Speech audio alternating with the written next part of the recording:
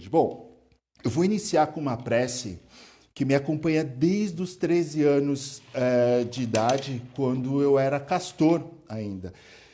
E muito do que eu sou hoje é porque eu acredito veemente nessas palavras.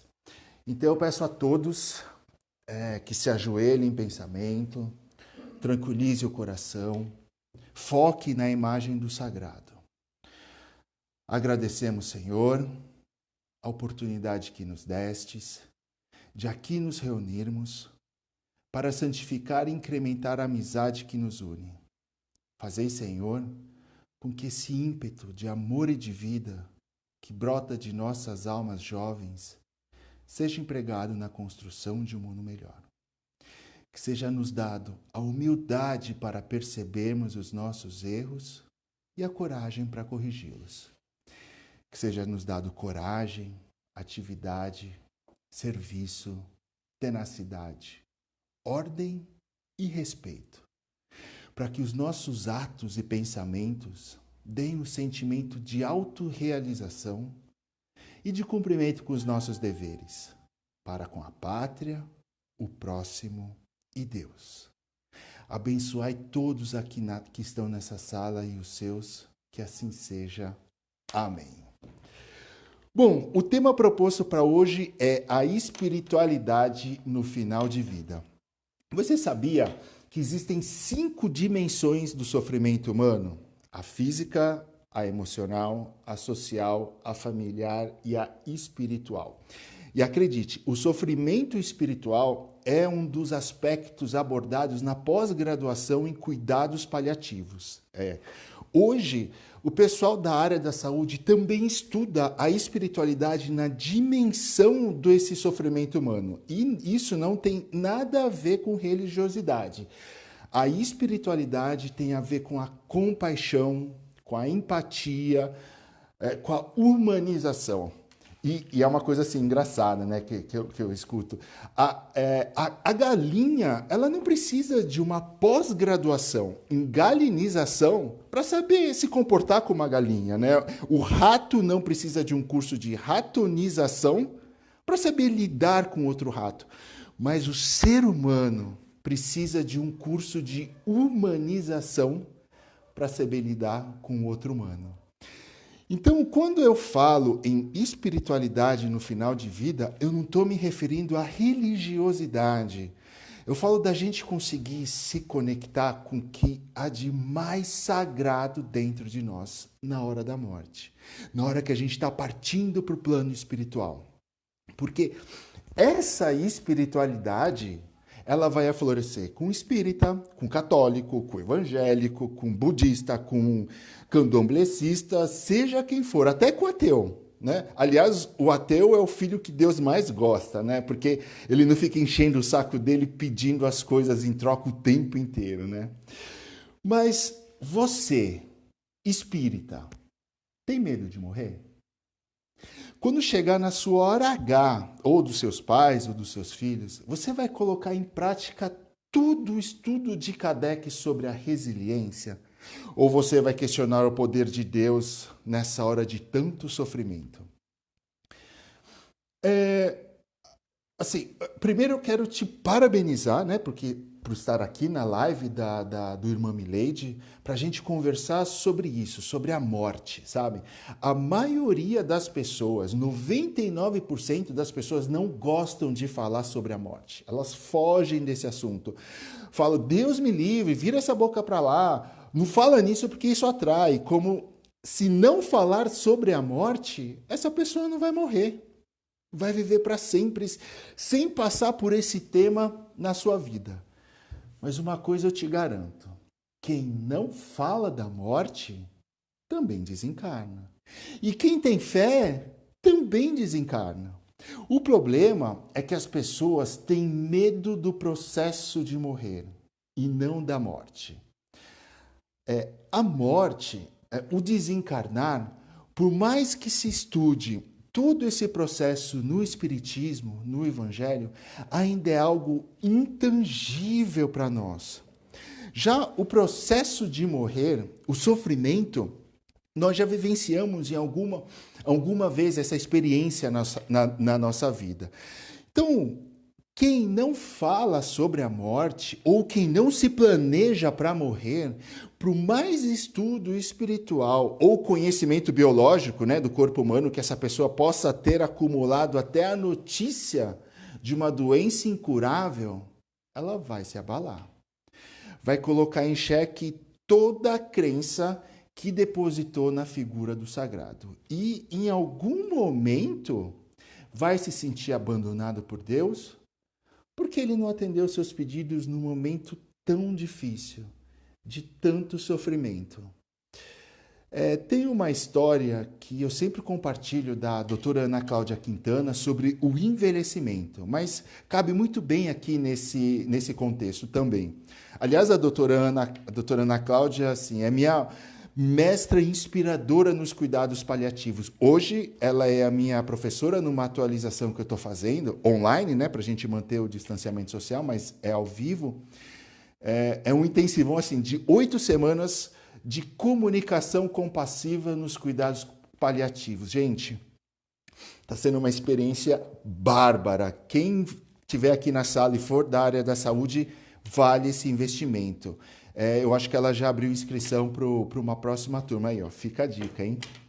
Bom, então imagina que daqui a 30 anos eu convido você para ir morar comigo no deserto do Saara.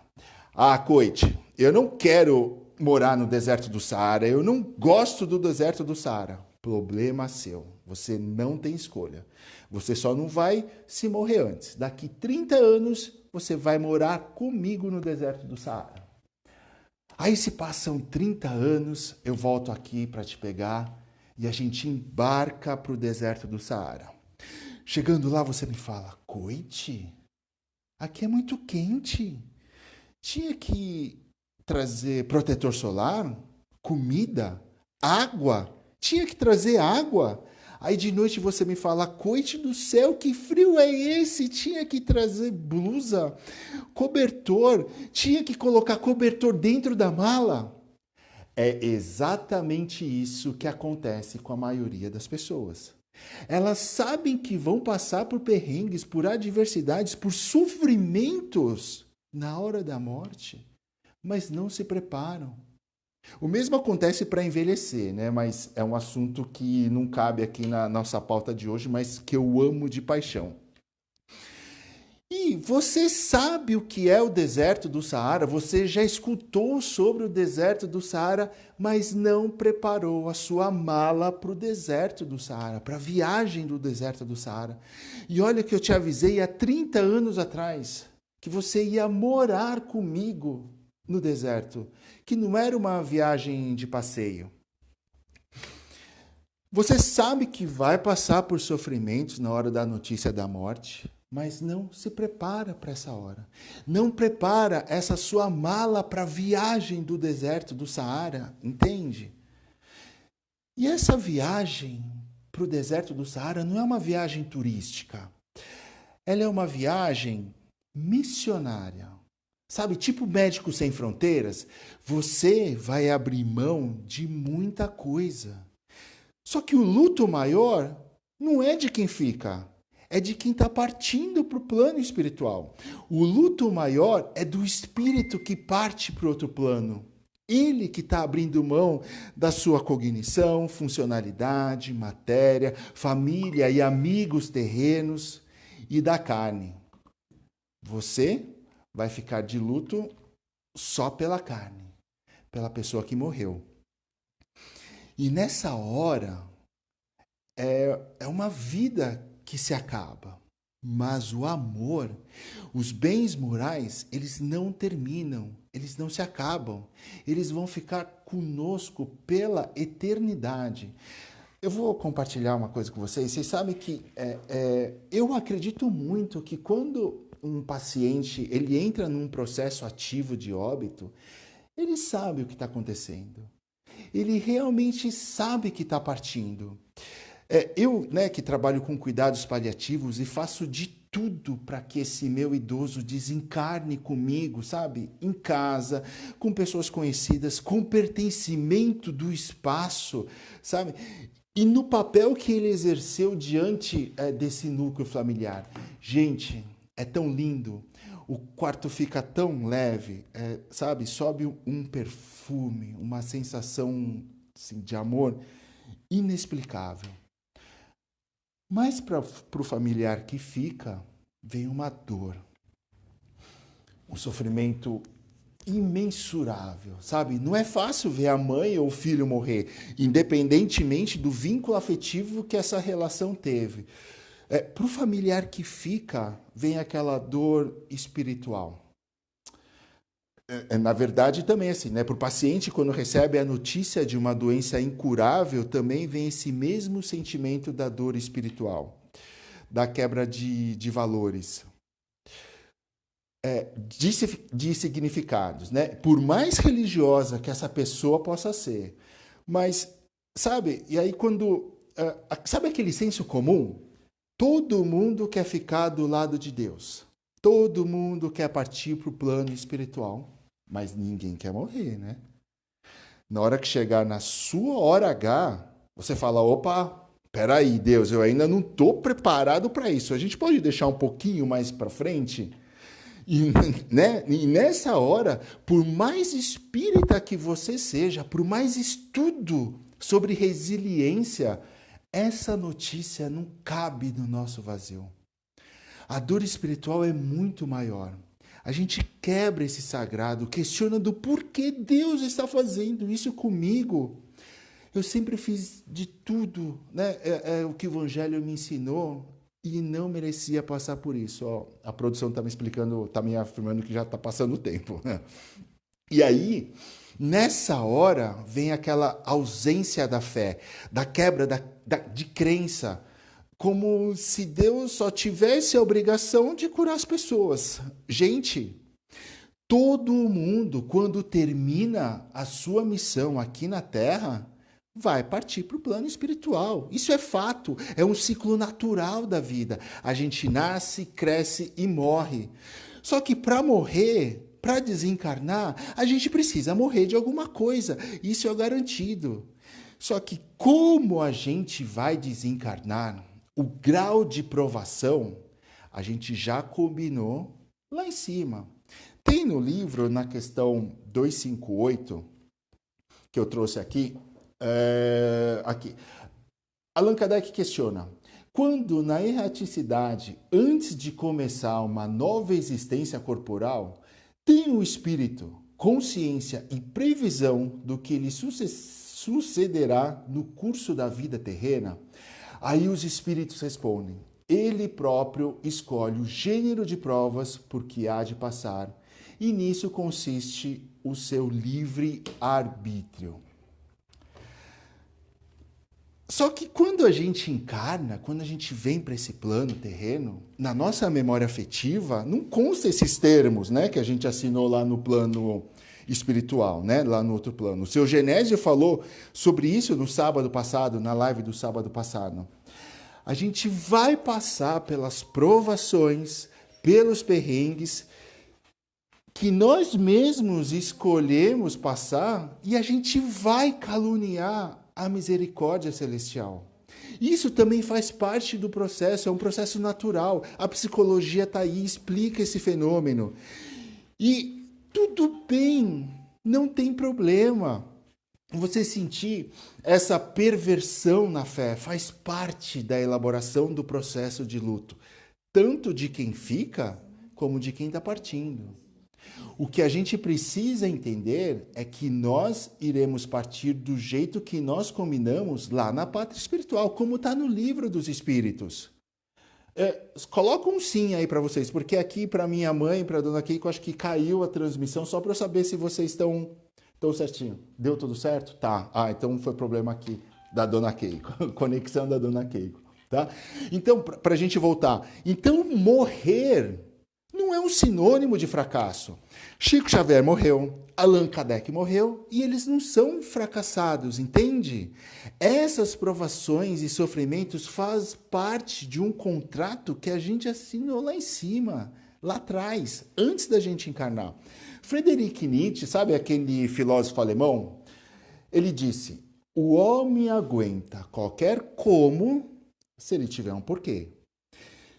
Então assim, todos que estão morrendo, voltando para a pátria espiritual, eles se formaram na faculdade da vida terrena, pegaram seu diploma da vida nas mãos, cumpriram todas as missões que ele se comprometeu.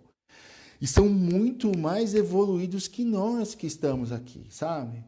Aí você, me pergunta, é que não dá tempo de ficar digitando aí, mas sempre, Coit, falando assim, colocando dessa maneira, parece fácil aceitar a partida de alguém que a gente ama muito. Mas aí, eu te pergunto, se é fácil, então será que na hora H, me sinalizaram, o japonês mexe muito, amor, vamos segurar aqui. Então, eu falo, se na hora H, na hora de uma notícia... de uma doença incurável do seu filho, por exemplo, será que você vai achar fácil aceitar esse desligamento?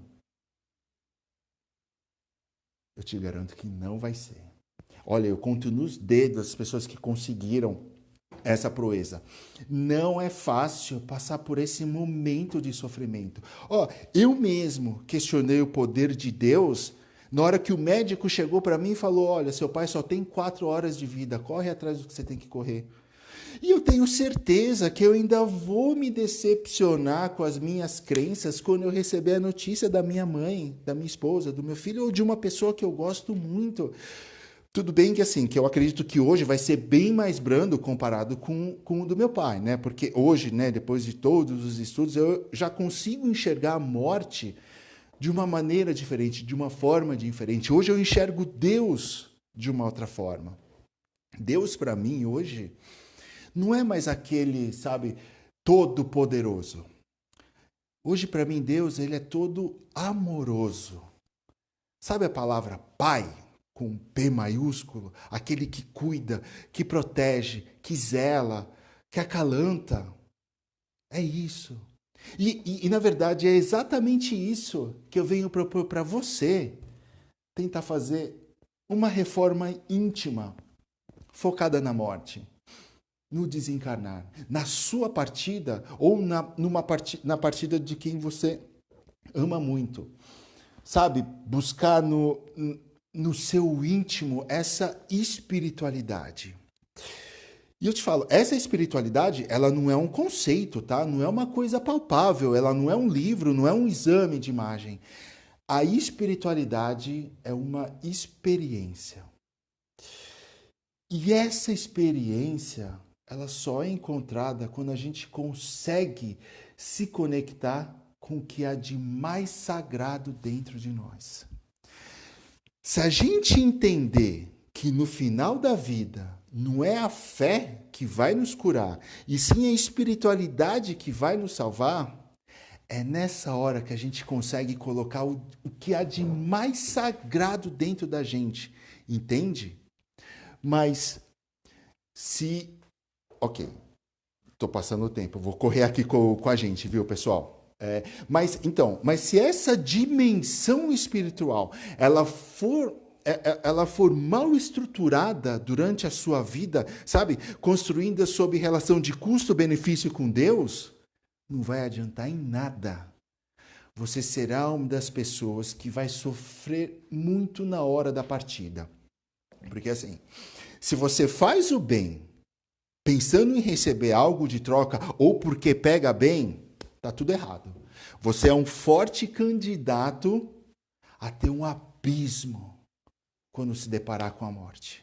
Você vai ter raiva de Deus, porque Ele te abandonou nesse momento tão difícil. Você vai esquecer todos e esse vasto ensinamento do Evangelho, do Espiritismo de Kardec.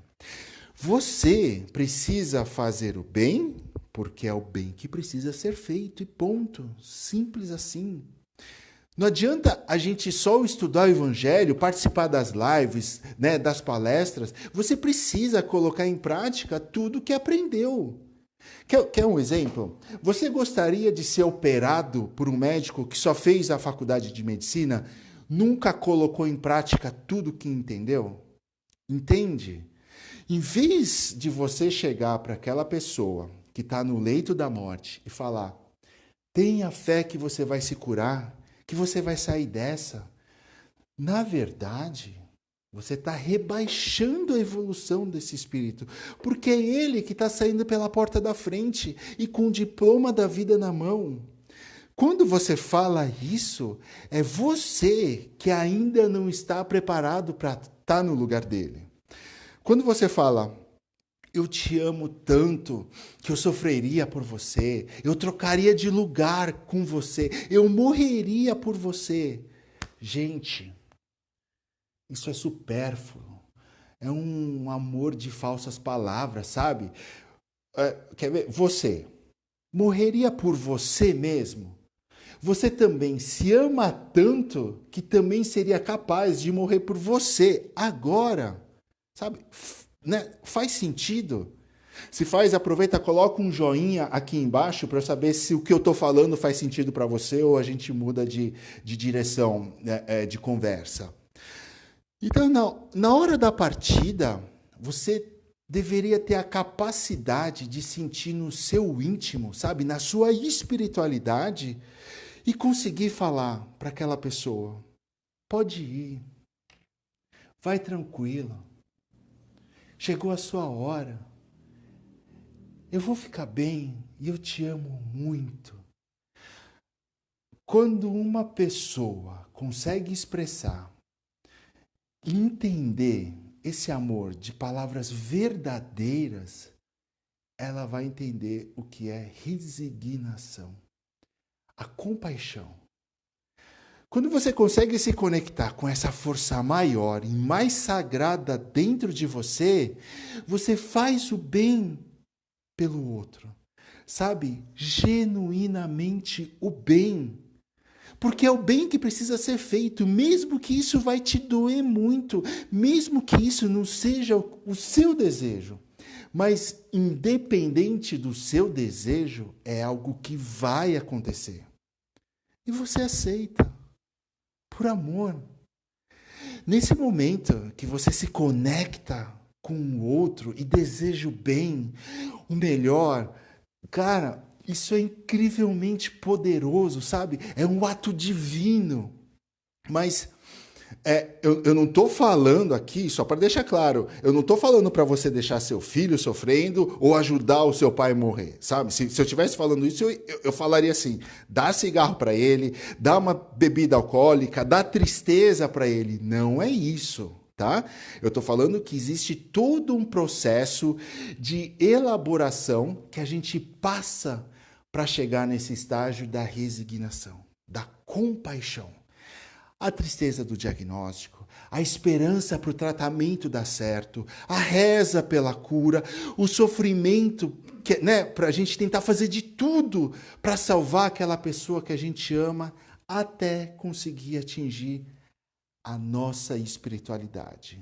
Entender que é a hora da partida dessa pessoa. Quando você entende esse seu sentimento sem culpa, perdão, gente, olha só, o japonês que fala demais, mexe a mão, é um japonês italiano, né? Esbarra em tudo, desculpa, gente. Então, quando você entende, né, que, né, esse seu sentimento, sim, sem culpa, a resignação se transforma nesse ato divino. E também, assim, eu quero deixar... Oi, gente, perdão. Prometo, eu vou amarrar minha mão aqui na cadeira para não acontecer mais isso. Desculpa, gente.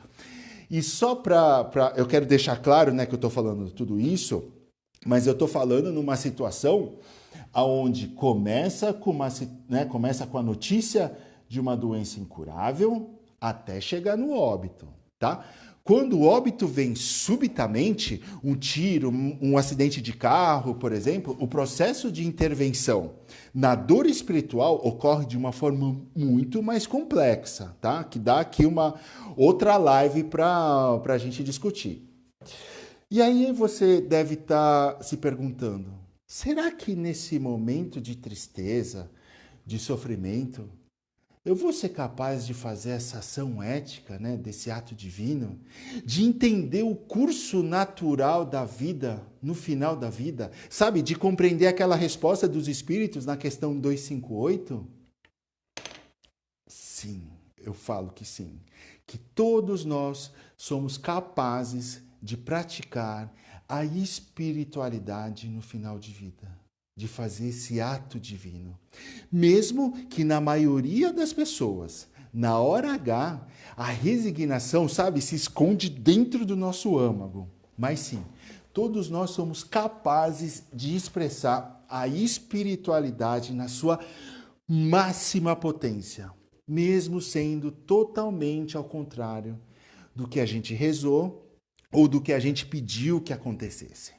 Mas cabe a você escolher como será o grau do seu sofrimento, porque a partida sempre é e sempre será um sofrimento, tanto para quem fica como para quem está desencarnando. Esse é aquele livre-arbítrio de cada um. A escolha é nossa, sabe? Tem o Karl Marx, ele disse assim, que a fome ela pode ser saciada de duas maneiras. Ou você come uma carne bem preparada, suculenta, com talheres, louça bonita, ou você pode comer a carne crua com as mãos. A escolha é tua, o livre-arbítrio é seu de como vai saciar essa fome. Entende a comparação? Então, eu não estou falando que é fácil e simples ter compaixão na hora da morte ou na hora de uma notícia de uma doença incurável, né?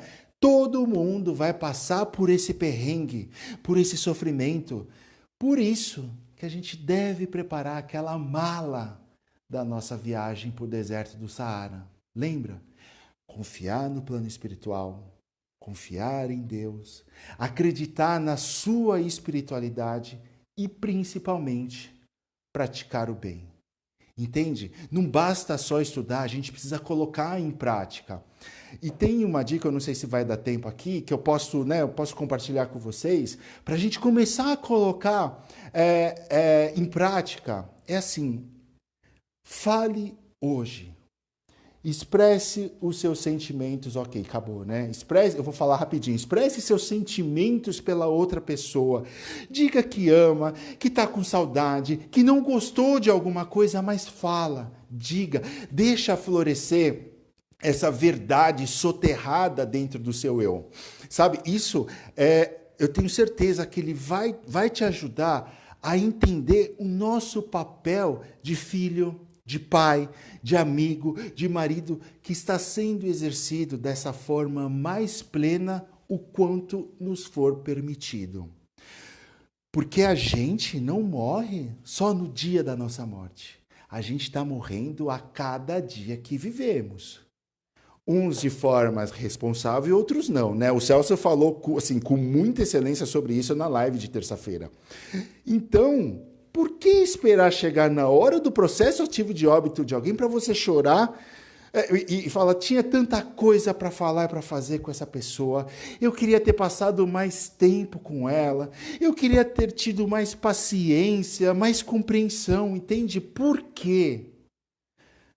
Eu entendi, nosso tempo acabou. Realmente. Então, para terminar, eu quero contar uma historinha, compartilhar uma historinha, eu juro que vai ser super rápido, do Pedro Superti, que cabe muito bem nesse contexto que a gente conversou hoje, né? Então, tinha um executivo que ele sempre viajava a negócios, porém, naquele voo, as turbulências elas estavam assim, exacerbadas, severas, bem importantes.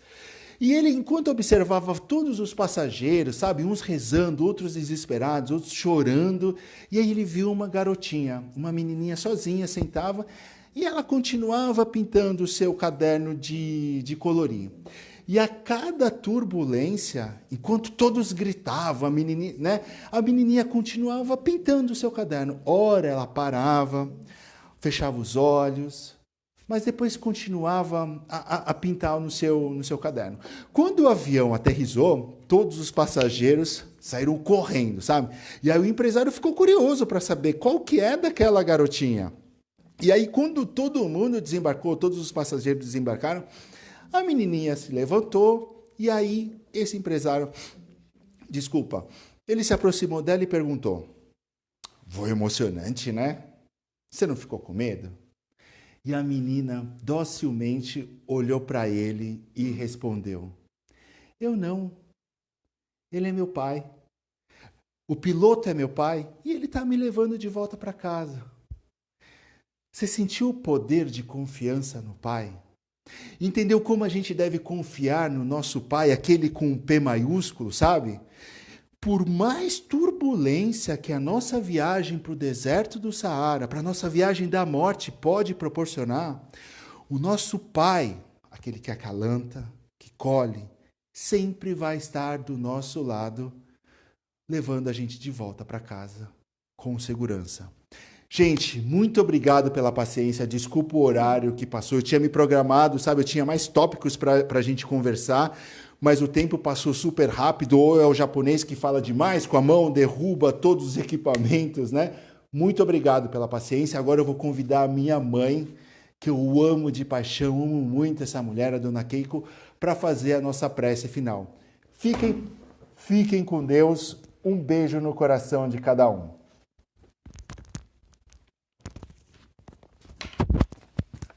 Assim, agradecemos ao Pai, a Jesus e aos mentores dessa tarefa, por essa energia que nos envolve de muita luz. Fortaleça aos nossos familiares, aos profissionais de frente que estão combatendo o coronavírus e os pacientes que possam ser devolvida a sua saúde conforme as suas necessidades. Também as pessoas que estão em dificuldades que possam receber toda a assistência espiritual, para que todos possam prosseguir no caminho do progresso.